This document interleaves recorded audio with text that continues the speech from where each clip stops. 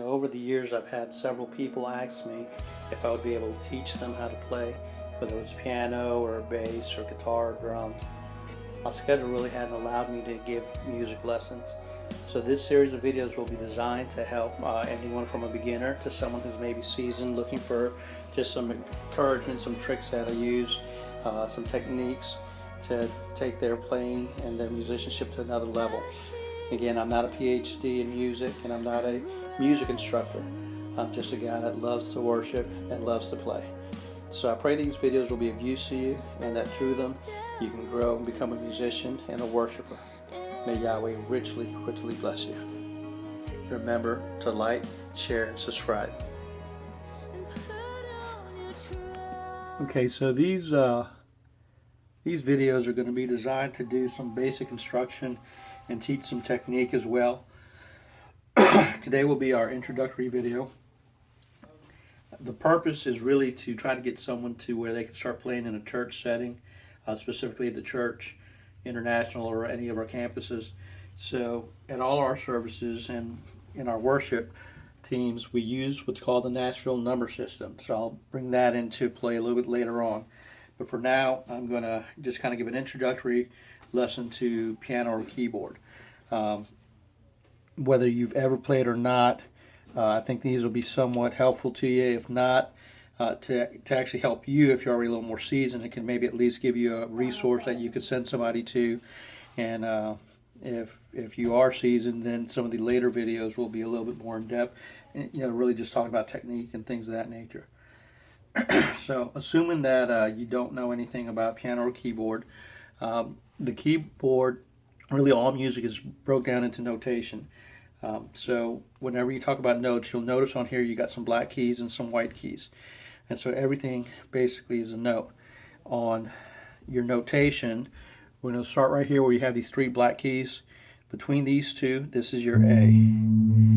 So this is an A, this is a B, this is a C, this is a D, this is an E, this is an F, this is a G, and you notice you're in the same spot between two black keys. So this is an A. It starts over. So A, B, C, D, E, F, G. A, B, C, D, E, F, G.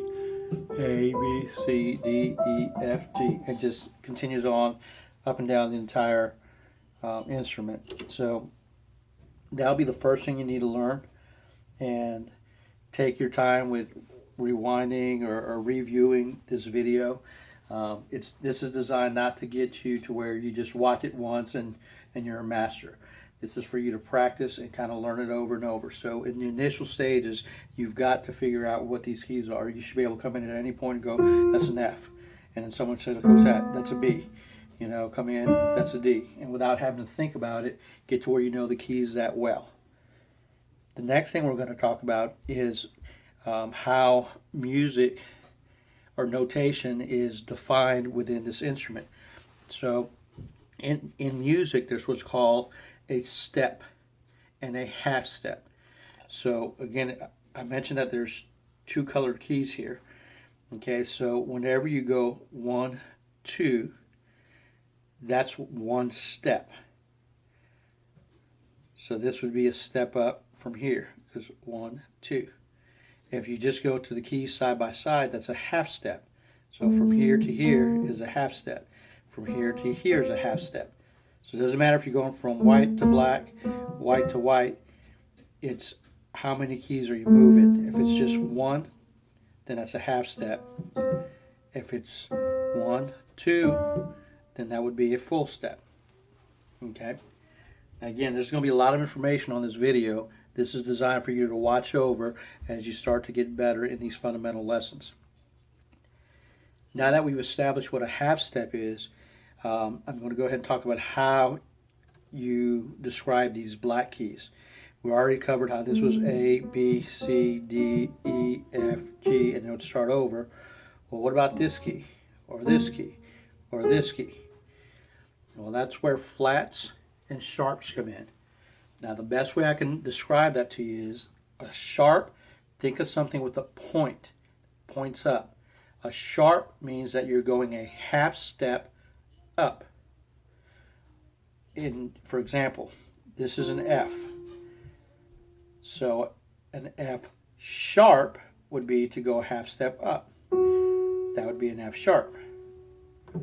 Now flat, just like on your tires, a flat would mean that the car is going down, the tire is going down.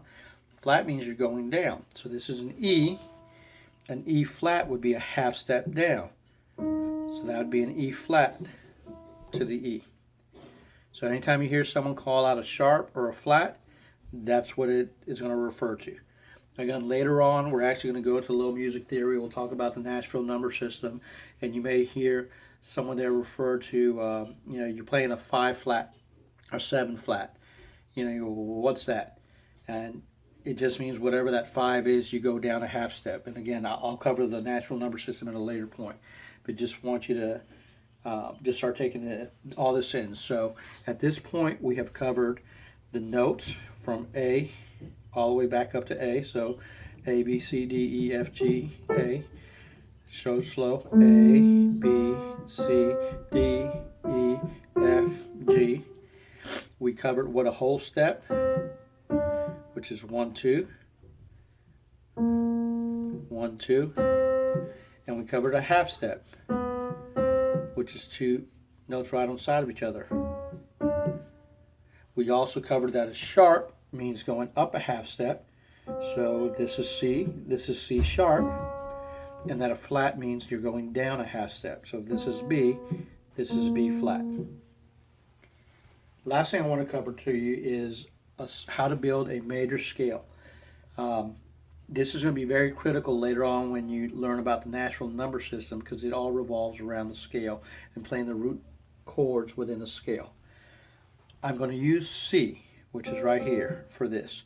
On C, you simply play all the white keys till you get to the next C for your scale. So your scale would look like this. All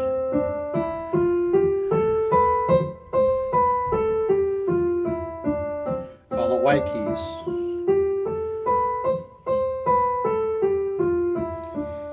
And the reason I wanted to start with C, number one, it's simple. It's all the white keys. You don't have to think about, is that a black key in there or not? But it actually teaches you where the spacing is in a major scale. So if you notice, this will be 1, this will be 2, this will be 3, this will be 4, this will be 5, this will be 6, this will be 7, same note. So you can either say this is a 1 again or an 8. Normally if you call out an 8, it's because you're being specific, saying to play the octave above. But many times you just see that repeated as a 1 again. In this scale, you have whole step, half, whole step, whole step, half. So the major scale, starting from the 1, would go whole step, half, whole step, half. So starting from 1, whole step, half. Well, here's 1, 2, whole step, 1, 2, whole step, half. See that? And then whole step, half. 1, 2, whole step, 1, 2, whole step, 1, 2, whole step, half. Okay?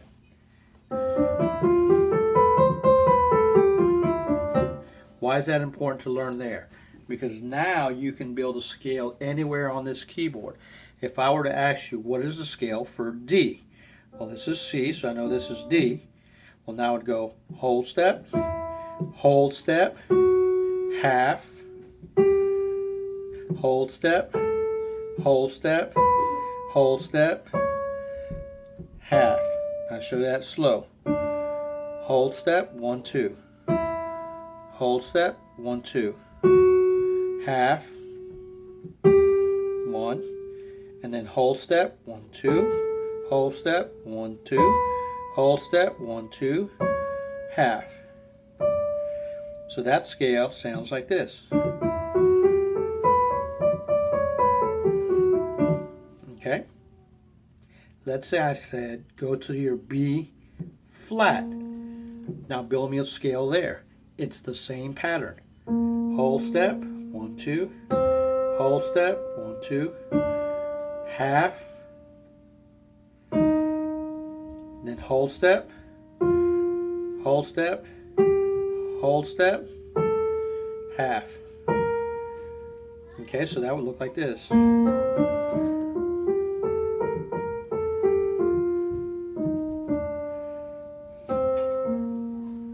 Okay, and that's going to conclude today's lesson. Again, I know that's a lot of information, but that's your fundamentals. So you're going to have to go back and review this video over and over again until you get those fundamentals down. Once you get those down, then we'll be able to move on to how to actually start creating music by building chords. As a exercise to leave you with, I don't know if you noticed how I was doing that little fingering, and after the third, I would cross under with my thumb.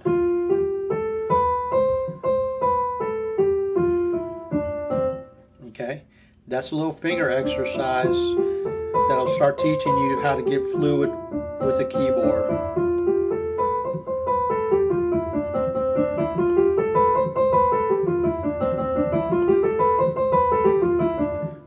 So that's just a little exercise. Once you get good at that, then do it with your left hand.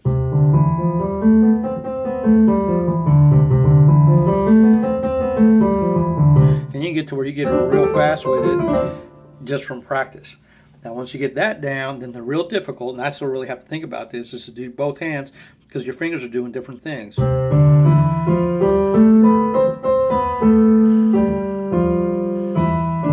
You see I messed up there, so.